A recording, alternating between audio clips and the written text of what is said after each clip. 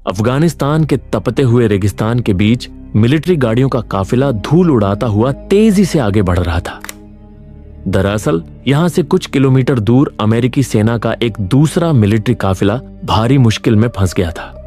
उनकी एक गाड़ी का इंजन अचानक खराब हो गया था और वे उस खौफनाक वीराने के बीच रुकने पर मजबूर हो गए थे। उस फंसे हुए काफिले में डेविड का छोटा भाई बेनी भी मौजूद था। डेविड और उसकी टीम बिना एक पल गंवाए तुरंत उनकी सहायता के लिए निकल पड़ी थी। कुछ ही देर के सफर के बाद दोनों काफिले रेगिस्तान के बीचों बीच मिल जाते हैं। डेविड अपने छोटे भाई बेनी की गाड़ी के इंजन की मरम्मत में जुट गया। काम करते करते बेनी ने डेविड से कहा, भाई हम इस फौज में सिर्फ आम सैनिक बनकर रह गए हैं।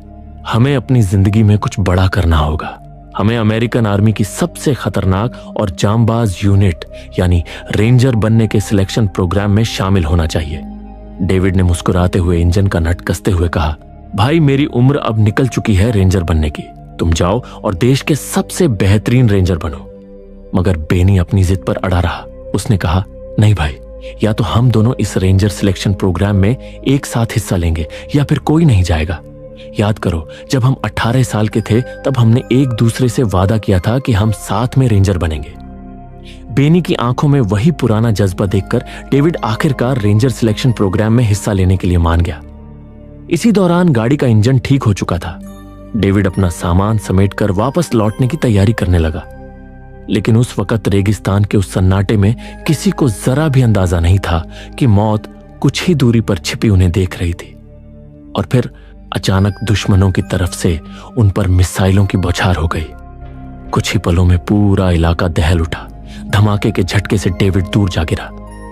कुछ देर बाद जब डेविड को होश आया तो चारों तरफ सिर्फ आग और लाशें बिखरी पड़ी थी। वह पागलों की तरह अपने छोटे भाई बेनी को ढूंढने लगा। कुछ ही दूरी पर बेनी लहूलुहान हालत में तड़प रहा था और तभी अचानक डेविड की आंखें खुली। दरअसल कंधार की उस खौफनाक घटना को घटे पूरे 2 साल बीत चुके थे और डेविड वर्तमान समय में उन्हीं पुराने डरावने ख्यालों में खोया हुआ था। आज भी वह दर्द उसके सीने में ताजा था। वर्तमान समय में डेविड बाकी नए सैनिकों के साथ कोलोराडो की बर्फीली पहाड़ियों में बसे अमेरिकी सेना के रेंजर ट्रेनिंग बेस की ओर जा रहा था। बेस पर पहुंचते ही सभी सैनिकों को उनके नाम से नहीं बल्कि सिर्फ नंबर से पुकारा जाना था। यही रेंजर बनने की पहली सीढ़ी थी। जब डेविड की बारी आई तो ऑफिसर्स ने बड़ी हैरानी से कहा, तुम इससे पहले 4 बार इस सिलेक्शन में मेडिकल की कमी की वजह से फेल हो चुके हो। याद रखना, यह तुम्हारी जिंदगी का आखिरी मौका है। इतना कहकर ऑफिसर ने डेविड को 81 बैज दिया। अब से यही उसकी पहचान थी। थोड़ी देर बाद बेस के चीफ सार्जेंट ने सभी ट्रेनीज को स्पीच दी। उसने कहा, अब से अगले 8 हफ्तों के लिए आप सब इस दुनिया की सबसे मुश्किल ट्रेनिंग से गुजरने वाले हैं। इस ट्रेनिंग में आपके दिमाग और आपकी शारीरिक क्षमता को उसकी आखिरी चरम सीमा तक परखा जाएगा। और याद रखना, इस 8 हफ्ते की ट्रेनिंग के आखिरी 24 घंटों में आपकी अंतिम परीक्षा ली जाएगी। वह परीक्षा तभी पूरी मानी जाएगी जब आप मौत के मुंह से निकलकर वापस इस बेस पर आएंगे और इस लाल अंतिम रेखा को पार करेंगे। और जो इसे पार करेगा, सिर्फ वही इस दुनिया की सबसे सम्मानित और खतरनाक स्पेशल फोर्स यानी रेंजर का ग्रीन बेरेट पहनने का हकदार बनेगा। इसी के साथ सभी सैनिकों की नरक जैसी ट्रेनिंग शुरू हो गई। देखते ही देखते महज कुछ ही दिनों में कई कमजोर सैनिक इस मुश्किल ट्रेनिंग को बीच में ही छोड़कर बाहर होने लगे। तीसरे हफ्ते की एक बेहद थका देने वाली ट्रेनिंग के बाद इंस्ट्रक्टर ने सबसे पूछा, क्या तुम में से कोई कभी किसी असली जंग में लड़ा है? लाइन में खड़े लगभग किसी ने भी आज तक असली लड़ाई का सामना नहीं किया था, सिवाय नंबर 81 यानी डेविड के। जब डेविड की बारी आई तो उसने बताया, 2 साल पहले मैं अफगानिस्तान के कंधार में स्पार्टन्स यूनिट का लीडर था। यह सुनते ही वहां खड़े इंस्ट्रक्टर्स और बाकी सभी सैनिकों के होश उड़ गए, क्योंकि 2 साल पहले हुए उस हमले के बारे में अमेरिकी सेना का हर एक जवान जानता था। और वे यह भी जानते थे कि उस पूरी स्पार्टन्स यूनिट पर हुए हमले में पूरी टीम शहीद हो गई थी और सिर्फ एक अकेला डेविड मौत के मुंह से बचकर वापस आया था। चूंकि अब बेस पर मौजूद हर एक सैनिक को यह पता चल चुका था कि डेविड ही उस मशहूर स्पार्टन यूनिट का लीडर था, तो वह रातों रात बाकी सभी ट्रेनीज के बीच चर्चा का मुद्दा बन चुका था। इसी दौरान न्यूज में एक बेहद अजीब खबर दिखाई गई। न्यूज एंकर ने बताया, नासा के वैज्ञानिकों ने अंतरिक्ष में एक बहुत ही विशाल एस्टेरॉयड की खोज की है जो हमारे सोलर सिस्टम के बाहर के ब्रह्मांड से आया है। यह एस्टेरॉयड कुछ ही दिनों में हमारी पृथ्वी के बेहद करीब से गुजरने वाला है। उस वक्त किसी ने इस खबर पर ज्यादा ध्यान नहीं दिया, मगर किसी को अंदाजा नहीं था कि उस अजनबी एस्टेरॉयड के भीतर कुछ ऐसा छिपा था जो बहुत जल्द पूरी मानव जाति के विनाश का कारण बनने वाला था। ट्रेनिंग को अब 5 हफ्ते बीत चुके थे। जैसे जैसे दिन गुजर रहे थे, रेंजर बनने का टॉर्चर और भी बदतर होता जा रहा था, जिसके कारण कई और ट्रेनी इस मुश्किल परीक्षा में फेल होकर बेस से बाहर हो चुके थे। एक रात मेस हॉल में खाना खाते वक्त नंबर 44 ने अपने साथियों को बताया कि नंबर 81 उस अफगानिस्तान वाले हमले में सिर्फ अकेला नहीं बचा था, बल्कि धमाके के बाद जब उसकी पूरी यूनिट खत्म हो गई, तब उसने अपने मर रहे छोटे भाई बेनी को अपने कंधों पर उठाया और उस तपते रेगिस्तान में लगभग 16 किलोमीटर तक पैदल चलकर अपने बेस तक पहुंचाया था। यह सुनकर बाकी सैनिकों की आंखों में डेविड के लिए सम्मान और भी बढ़ गया। देखते ही देखते ट्रेनिंग के 6 हफ्ते भी गुजर गए, मगर 2 साल पहले की वह भयानक रात डेविड के जहन से नहीं निकली थी। वे यादें रोज रात को उसकी नींद उड़ा देती थी। लेकिन इन सब के बावजूद वह पूरी ट्रेनिंग में एक पल के लिए भी कमजोर नहीं पड़ा। उसकी जिंदगी का सिर्फ एक ही मकसद था, अपने भाई से किया हुआ वादा पूरा करना और उस रेंजर ट्रेनिंग की आखिरी रेखा को पार करना। ट्रेनिंग के आखिरी हफ्ते में जब सभी ट्रेनीज को गहरे स्विमिंग पूल के भीतर ट्रेनिंग दी जा रही थी, तभी पानी के उस सन्नाटे में डेविड को अचानक फिर से फ्लैशबैक आने लगे। उसे लगा कि वह पूल में नहीं, बल्कि उसी अफगानिस्तान के तपते रेगिस्तान में अपने दम तोड़ते भाई को कंधे पर लेकर बेस की ओर बढ़ रहा है। वह उस दर्दनाक पल की यादों में इस कदर खो गया और उसका दिमाग सुन्न हो गया। समय पूरा होने के बाद भी वह पूल से बाहर नहीं आया। उसका दम घुट रहा था, मगर ऐन वक्त पर बाकी साथियों ने पानी में कूदकर उसे बाहर निकाला। चीफ सार्जेंट डेविड के इस परफॉर्मेंस से बिल्कुल भी खुश नहीं थे। उन्होंने तुरंत डेविड को अपने ऑफिस में हाजिर होने का हुक्म दिया। इसी बीच टीवी स्क्रीन्स पर उस रहस्यमयी एस्टेरॉयड को लेकर एक और बेहद चौंकाने वाली न्यूज फ्लैश हुई। साइंटिस्ट्स ने बताया कि अब उस एस्टेरॉयड में कुछ बहुत ही अजीब बदलाव हो रहे हैं। वह जैसे जैसे पृथ्वी के करीब आ रहा है, उसकी बाहरी संरचना टूटकर बिखर रही थी, मानो उसके भीतर से कोई चीज बाहर निकलने की कोशिश कर रही हो। आमतौर पर अंतरिक्ष के किसी भी एस्टेरॉयड के साथ ऐसा कभी नहीं होता था। इधर बेस के भीतर सार्जेंट मेजर ने डेविड को अपने ऑफिस में बुलाकर सीधे शब्दों में कहा, हम तुम्हें और आगे नहीं ले जा सकते। तुम अभी इसी वक्त यह रेंजर ट्रेनिंग छोड़ दो और चुपचाप अपने घर वापस जाओ। यह सुनते ही डेविड गुस्से से भड़क गया। उसने कहा, लेकिन मैं अब तक इस ट्रेनिंग के किसी भी टेस्ट में फेल नहीं हुआ हूं। मेरा रिकॉर्ड परफेक्ट है।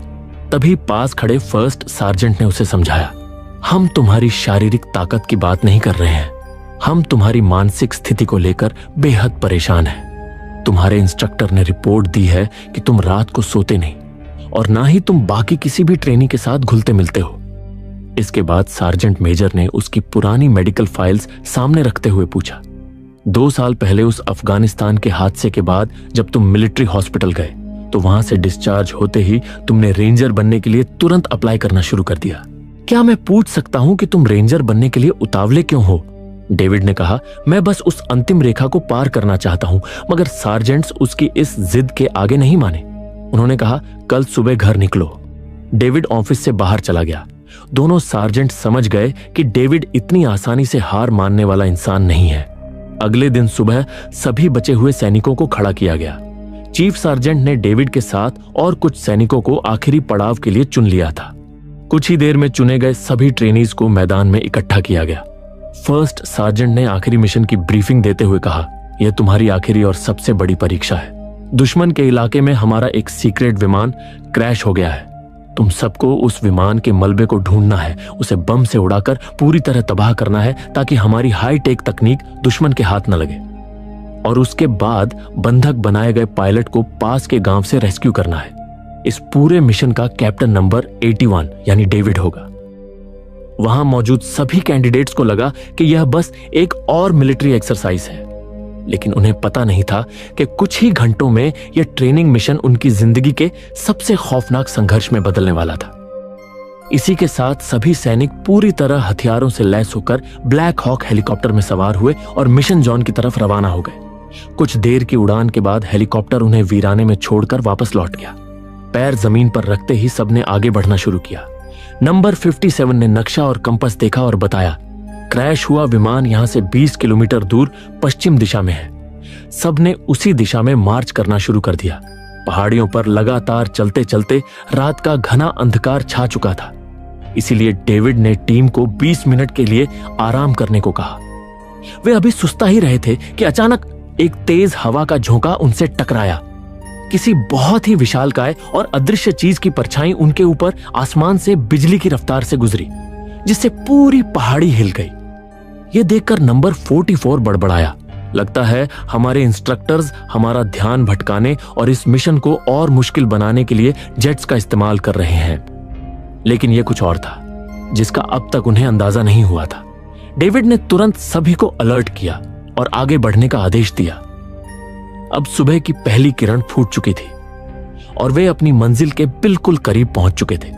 दूरबीन से देखने पर उन्हें घाटी के बीचों बीच उस क्रैश हुए सीक्रेट विमान का ढांचा साफ दिखाई दे रहा था। मगर तभी कंपास देख रहे नंबर 57 ने हैरान होकर कहा, हमारे नक्शे के मुताबिक जिस लोकेशन पर विमान क्रैश मिलना चाहिए था, वह जगह तो यहां से अभी भी थोड़ी दूरी पर है। हो सकता है पहाड़ों के मैग्नेटिक फील्ड की वजह से मेरा कंपास पूरी तरह खराब हो गया हो। उसी वक्त रेडियो ऑपरेटर ने भी बताया, हमारा रेडियो काम नहीं कर रहा है, बेस से हमारा संपर्क पूरी तरह टूट चुका है। अब तक पूरी टीम को यही लग रहा था कि उन्हें जानबूझकर मिशन ब्रीफिंग में गलत जानकारी दी गई थी ताकि उनके नेविगेशन का कड़ा टेस्ट लिया जा सके। लेकिन सच्चाई कुछ और ही थी। डेविड ने योजना के मुताबिक अपनी टीम को अलग अलग दिशाओं में बांटा। सभी सैनिक अपनी अपनी पोजीशन पर तैनात हो चुके थे और बस डेविड के कमांड का इंतजार कर रहे थे। तभी अचानक डेविड की नजर दूर ऊंची पहाड़ी पर चमकीली धातु की किसी चीज पर पड़ी। डेविड को लगा कि वहां शायद उनका कोई इंस्ट्रक्टर छिपा बैठा है जो उन पर नजर रख रहा है। वह अपनी अकेले ही जांच करने के लिए उस तरफ बढ़ गया। मगर जैसे ही वह वहां पहुंचा और जो मंजर उसने अपनी आंखों से देखा, उसे देखकर उसके होश उड़ गए। वहां असली विमान क्रैश पड़ा हुआ था, हूबहू वही विमान जिसके बारे में सार्जेंट ने बेस पर बताया था। इसका मतलब था कि घाटी के नीचे जिस चीज को उसकी टीम क्रैश विमान समझकर घेर कर खड़ी थी, वह अमेरिकी सेना का विमान था ही नहीं। डेविड पागलों की तरह नीचे की तरफ तेजी से भागा। नीचे घाटी में तैनात उसकी बाकी टीम ने उस अजनबी मलबे पर बम प्लांट कर दिया था और अगले ही पल धमाका हुआ। पूरी घाटी आग के गोले और धूल के भयंकर गुबार से ढक गई। लेकिन जब धूल छटी तो सभी सैनिकों के चेहरे का खून सूख गया। उस भयंकर धमाके के बावजूद उस अजनबी मलबे को एक खरोंच तक नहीं आई थी।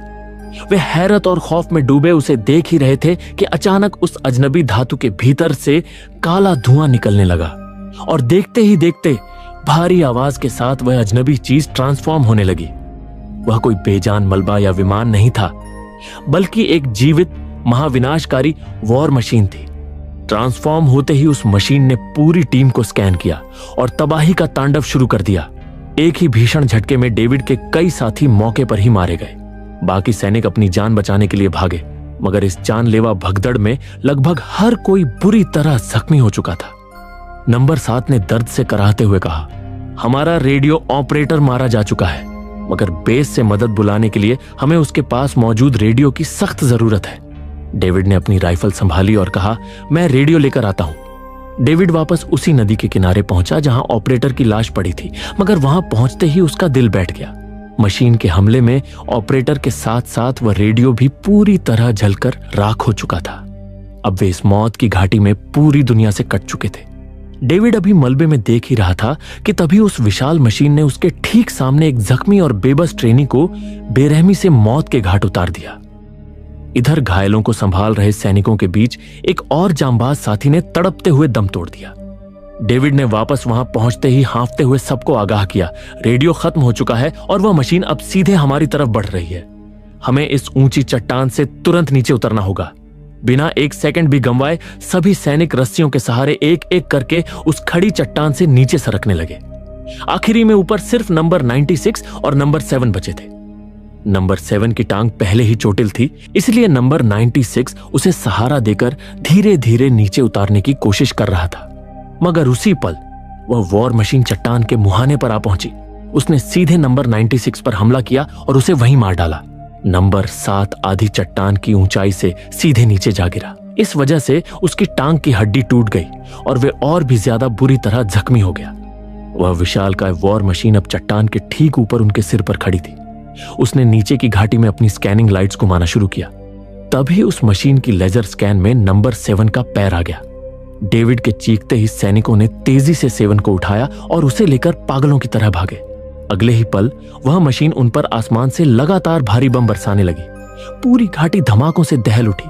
चारों तरफ से पत्थरों के टुकड़े हवा में उड़ रहे थे।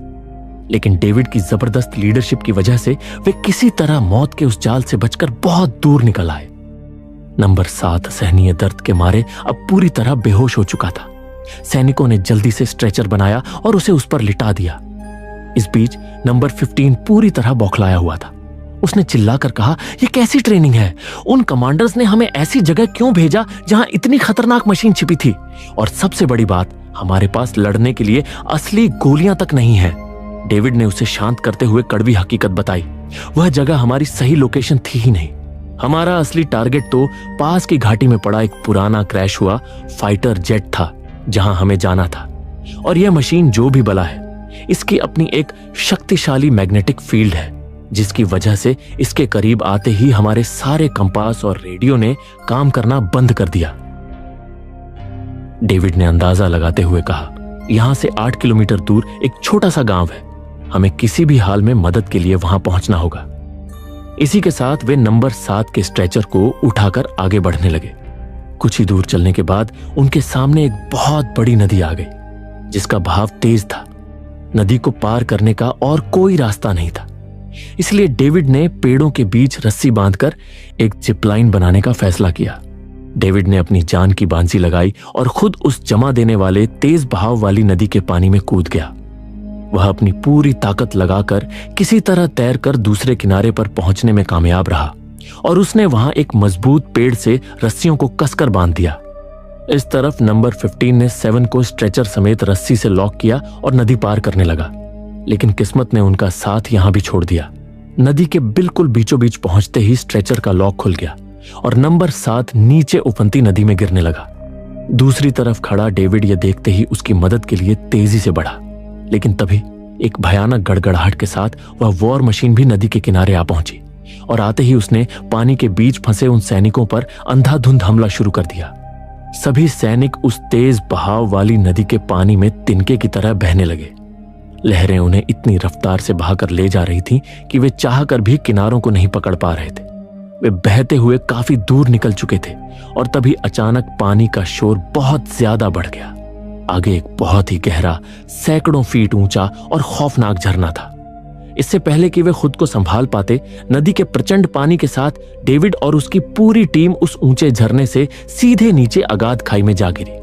मगर तभी किसी ने उन सबको नदी से खींचकर बाहर निकाला। जब डेविड ने खांसते हुए अपनी आंखें खोली तो सामने नंबर 60 था।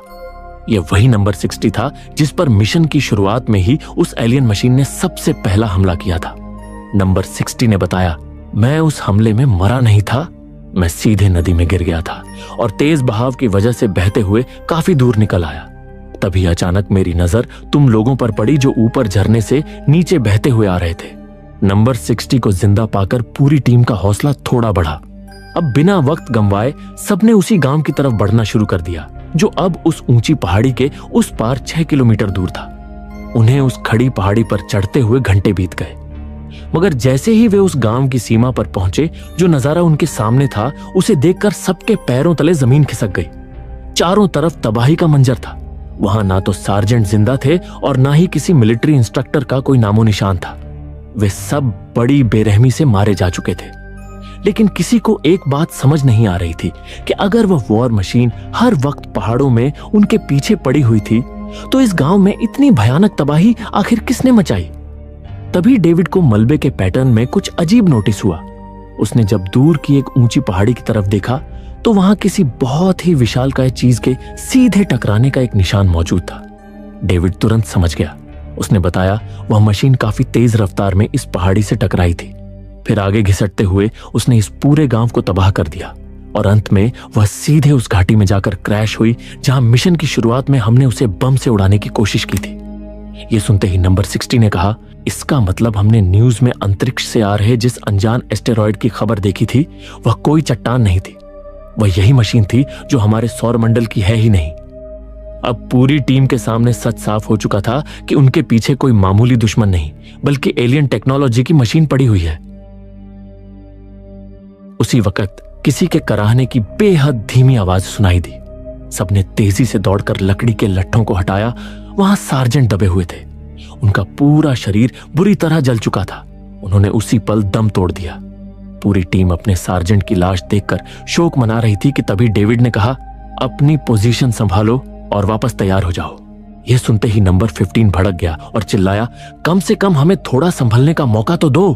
हमारे अंदर जज्बात है, हम इंसान हैं। सब तुम्हारी तरह कोई सिल्वर स्टार मेडल जीतने वाले हीरो नहीं होते जो अपने मरते हुए भाई को अकेले अपने कंधे पर उठाकर 10 मील दूर बेस तक ले गया था।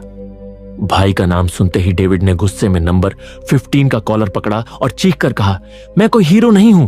मैं अपने भाई को लेकर बेस तक पहुंच भी नहीं पाया था। मैं बेस से महज 100 मीटर की दूरी पर बेहोश हो गया था और जब मेरी आंखें खुली तो मैं हॉस्पिटल के बेड पर था और मेरा छोटा भाई ताबूत में। मेरी वजह से मेरा भाई मारा गया और मेरी इसी नाकामी के लिए मेरे हाथ में वो मेडल थमा दिया। डेविड के इस दर्द को सुनकर पूरा माहौल अचानक भारी हो गया। डेविड ने भावुक होकर अपनी टीम से कहा, मैं तुम सबके दर्द को अच्छी तरह समझता हूं, लेकिन इस वक्त हमें किसी भी हाल में नंबर 7 की जान बचानी है। उसे बेस तक पहुंचाना है और आगाह करना है कि वह मशीन हमारी तरफ बढ़ रही है। डेविड का यह जज्बा देखकर बाकी बचे सैनिकों ने तुरंत डेविड की मदद करनी शुरू की।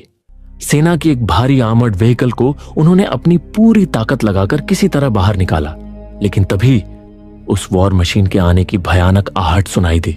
सभी सैनिक तेजी से आर्मर्ड व्हीकल के अंदर कूद गए, मगर नंबर 15 गांव के मलबे से कुछ गोलियों के बॉक्स लेने के चक्कर में थोड़ा पीछे छूट गया और तभी अचानक उस वॉर मशीन ने नंबर 15 को बेहद बेरहमी से मौके पर ही मार डाला। मशीन को अपनी तरफ बढ़ते देख नंबर 44 ने तेजी से एक्सीलेटर दबाया। वह मशीन लगातार उनकी गाड़ी पर पीछे से हमला कर रही थी। वे किसी तरह अपनी जान बचाकर एक संकरी घाटी के भीतर घुस गए। कुछ दूर निकलने के बाद जब उन सबको लगा कि अब खतरा टल गया है, ठीक उसी पल वह विशालकाय वॉर मशीन सीधे उनके सामने आकर खड़ी हो गई। डेविड ने अपनी आखिरी बची हुई ताकत जुटाकर उस भयावह मशीन का डटकर सामना किया। जानलेवा संघर्ष के बाद वह किसी तरह उसे विशाल चट्टानों के नीचे दबाने में कामयाब तो हो गया, लेकिन इस बार किस्मत ने उसका साथ नहीं दिया। जब उसकी आंख खुली तो सामने का मंजर दिल दहला देने वाला था। उसके सभी साथी हमेशा के लिए इस दुनिया को छोड़ चुके थे। चारों तरफ सिर्फ लाशें और तबाही पसरी हुई थी। तभी कुछ दूरी पर उसकी नजर एक दूसरी एलियन मशीन